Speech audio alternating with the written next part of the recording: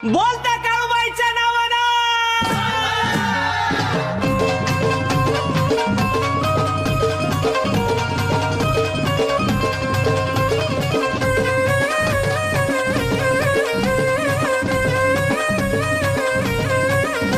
लाल कपड्यावरती राशेवरती ठेवून लिंबू,